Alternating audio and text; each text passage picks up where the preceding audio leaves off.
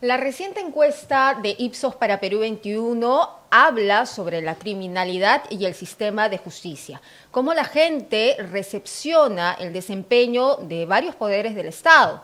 Y en el primer cuadro vamos a ver esta situación. Estamos aquí en el sede Perú 21 con Andy Carrión, abogado penalista, para analizar la encuesta. ¿Cómo está? Bienvenido. ¿Cómo estás, Mayra? Gracias por la invitación. Vamos con el primer cuadro, donde la pregunta es clara, ¿no? ¿Quiénes son los principales responsables de los problemas de inseguridad que tiene actualmente el Perú? En primer lugar, sale la Presidencia de la República con el 56%, el Congreso con el 42%, la Policía Nacional con el 37%, los fiscales con el 32%, el Ministerio del Interior 29%, los jueces 29%, los alcaldes 19% y 4% no precisa. Es decir, la gente en este cuadro está identificando que estos poderes del Estado han emitido leyes a favor de la criminalidad. Bueno, no solamente han emitido leyes, sino que tal como lo señala la pregunta, son los responsables en rigor de que los índices de criminalidad se vengan incrementando de manera dramática, Mayra. Y es sintomático porque en este cuadro que ustedes están mostrando, en primer lugar se ubica la Presidencia de la República. Y yo creo que la población ha identificado muy bien el real problema, porque es la Presidencia de la República quien elige, por ejemplo, al Ministro del Interior, quien coordina las políticas, por ejemplo, de seguridad ciudadana, etcétera, ¿no? Y es autónomamente la Presidencia de la República quien elige al ministro quien debe de regentar el ministerio en cuestión.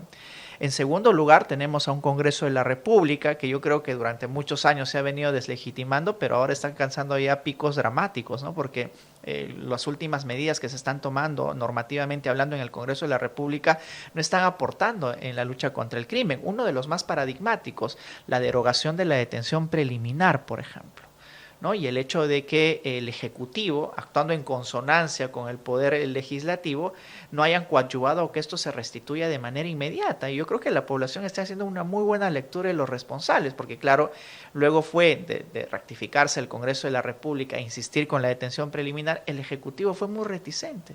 Ya no quiso ya incorporar o restituir esta norma de detención preliminar porque en la presidencia, en el Ejecutivo, existen también personajes que podrían ser pasibles de este tipo de pedidos de detención preliminar.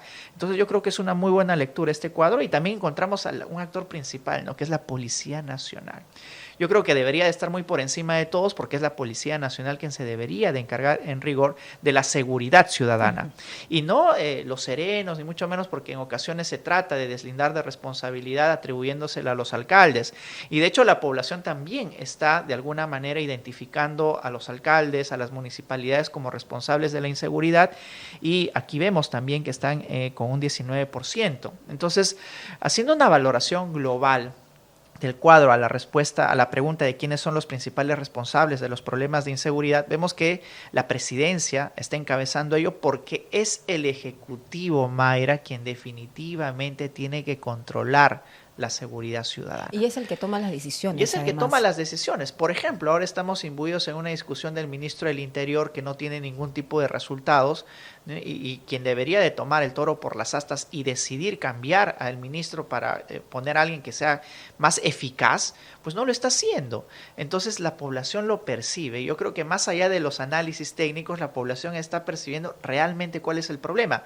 La Presidencia de la República y el Ejecutivo, en segundo lugar el Congreso de la República, quien pareciera que está legislando para sí mismo, porque mira, tenemos un alto porcentaje de congresistas investigados, incluso miembros de organizaciones criminales, es la hipótesis de la Fiscalía que viene investigando a muchos de los congresistas, y es evidente que van a tratar de limitar el sistema de persecución pública, porque son ellos precisamente los que están sometidos a esta investigación con un evidente conflicto de intereses. Así es que yo creo que este cuadro es muy esclarecedor de lo que está pasando y los principales responsables en cuanto a la seguridad ciudadana. Pero vamos a la confianza, porque hay un segundo cuadro. Y la pregunta dice, en general, ¿confía o desconfía en las siguientes instituciones con relación a su trabajo para luchar contra la delincuencia? La Policía Nacional, hay una desconfianza del 70%. Y aquí, por ejemplo, calza perfecto con la fotografía de Perú 21 en la portada, donde miembros de la Policía Nacional están en una piscina con miembros de la organización criminal Los Pulpos.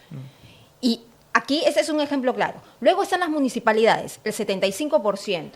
El sistema penitenciario está con el 72%, está el Poder Judicial con el 77%, el Ministerio Público con el 78% y con el 83% está el Ministerio del Interior. Pero la mayor cantidad de desconfianza la tiene, entre todas estas, el Congreso de la República con el 92%. Y yo creo que se lo han ganado a pulso, ¿no? Los congresistas que representan al Congreso de la República y también el Ministerio del Interior, digamos, en ese orden de prelación en cuanto a las instituciones que, digamos, obtienen una mayor desconfianza por parte de la población. El Ministerio del Interior, Mayra, ¿por qué? Porque en el Ministerio del Interior, y tú has establecido este parangón con esta foto famosísima en la que algunos policías están departiendo ahí en una piscina con miembros de los Pulpos, ¿no? Que es una organización criminal muy peligrosa. Y eso implicaría de que la población precisamente advierte de que hay un sistema corrupto dentro del Ministerio del Interior. Y a todos les pasa, ¿no? En alguna ocasión, pues el poblador ve, la ciudadanía ve de que un policía que lo detiene le pide una coima para que no le ponga una papeleta y que lo deje ir. Eso ya está enraizado en el Ministerio del Interior. Tiene que haber una reorganización, porque cuando la población no confía en sus instituciones, estas se deslegitiman y quieren a sí misma o bien preocuparse por su propia seguridad, o también es una motivación para que los delincuentes simplemente actúen en su libre albedrío, ¿no? Hemos hablado hace un momento, por ejemplo, de esta bomba que se puso en el frontis del Ministerio del Interior. Y ahí estamos entrando al caos absoluto. La Fiscalía, el Ministerio Público. Perdón, el Ministerio Público, ¿no? Porque en Trujillo precisamente, porque ya ahí, digamos, no hay ninguna barrera de inhibición al delincuente de la institución que precisamente se encarga de perseguir el delito. Entonces yo creo que es paradigmático también este cuadro que están presentando. El Ministerio del Interior iría en consonancia con la Policía Nacional, porque el Ministerio del Interior es quien en rigor regenta la administración, y digamos, la Fiscalía en sí mismo, ¿no? Porque si nosotros nos remitimos a la Constitución, quien se encarga de perseguir el delito, Mayra, es la Fiscalía. ¿Pero qué pasa si desde el Poder Legislativo le cortas las herramientas, como por ejemplo esta ley que supuestamente era para el crimen organizado, pero es a favor del crimen organizado? Y yo quisiera interpretar este cuadro de la siguiente manera. ¿Por qué la población percibe que el Ministerio del Interior, perdón, la Fiscalía o el Ministerio Público digamos, goza de la mayor desconfianza también en cuanto a la lucha contra el delito? Porque los fiscales no han luchado contra la verdadera criminalidad. Se han concentrado mucho, por ejemplo, el equipo especial Lavajato, con toda la parafernalia logística de tratar de solicitar detenciones preliminares, prisiones preventivas, y el día de hoy recién tenemos 2 casos resueltos. El equipo especial contra la corrupción del poder, quien solicitaba detenciones preliminares para generarse colaboradores eficaces. Se hizo abuso. ¿No? Y se hizo abuso. Hay que reconocerlo. De hecho, el ex coordinador de las fiscalías contra el crimen organizado, Chávez Cotrina, que ya fue reemplazado el día de hoy, reconoció de que se habían cometido abusos. Pedro Pablo Kuczynski le imputaron una organización criminal poniendo a su secretaria, a su asistente y a su chofer. Y desperdiciando recursos, Mayra, porque la verdadera criminalidad se encuentra en las calles. Están extorsionando, el delito de sicariato, ¿verdad? El delito de homicidio, el delito de robo agravado, pero la Fiscalía no ha concentrado sus esfuerzos realmente en aquellos delitos que afectan a los ciudadanos, al común de los ciudadanos. Es por eso que no me sorprende que también aquí la desconfianza esté por un rango muy alto, del 78% precisamente en cuanto a la Fiscalía.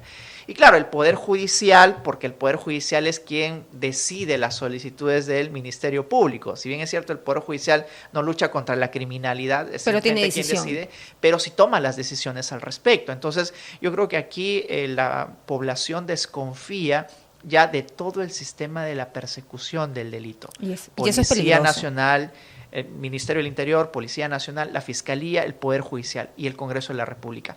Y eso es absolutamente peligroso, Mayra, porque se supone que nosotros vivimos en un Estado democrático de derecho que tiene a sus instituciones tan fortalecidas de que el ciudadano simplemente deja que éstas vayan actuando. Pero si no podemos advertir, ya diría yo, muchos ámbitos de delincuencia, incluso adicionales dentro de los índices que se están dando el día de hoy, porque todos advierten de que no existe un control de la criminalidad. El delincuente puede hacer lo que quiere. Y ese es un problema importante porque se van a ir multiplicando las organizaciones criminales porque saben que no hay mano dura en nuestro país. Y el tercero, que también todas las preguntas en realidad tienen relación. ¿Cuáles son las principales razones del aumento de la criminalidad en el Perú? En primer lugar, está la corrupción en las instituciones de seguridad y justicia. Y nuevamente aquí calza perfecto la portada de Perú 21 de los pulpos y los policías. El Congreso no está aprobando las leyes necesarias, las dejan durmiendo, con el 41% está. Leyes demasiado blandas con los delincuentes, 33%.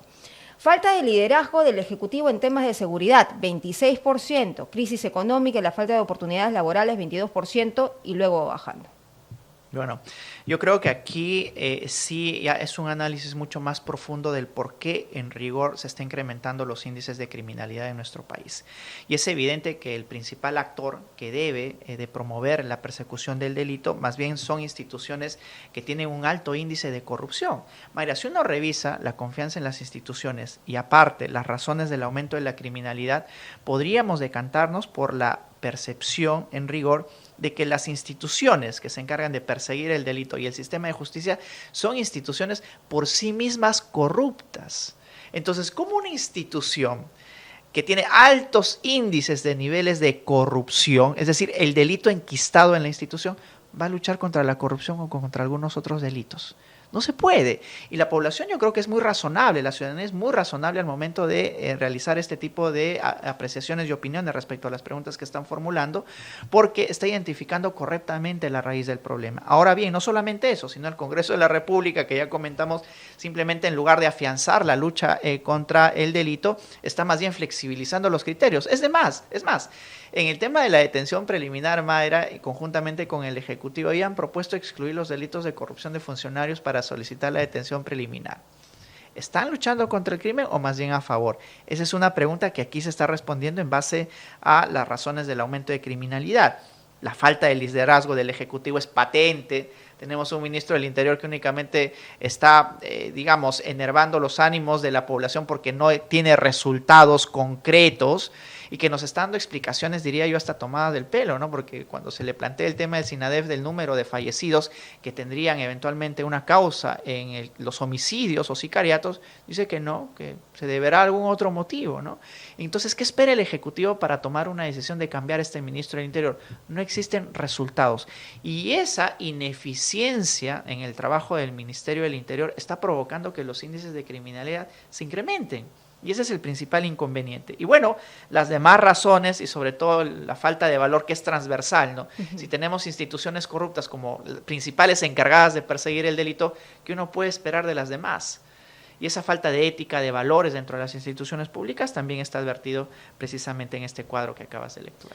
Y hay un hartazgo, ¿no? Un hartazgo generalizado, porque en la última pregunta que vamos a analizar, que se trata de qué tipo de Estado preferiría usted, un Estado que sea muy respetuoso de los derechos humanos o un Estado, ya me perdí, un Estado que sea muy respetuoso de los derechos humanos con riesgo de que algunos delincuentes sean liberados, o un Estado que sea muy duro para combatir los delitos, aún a riesgo de que algunos inocentes sean víctimas.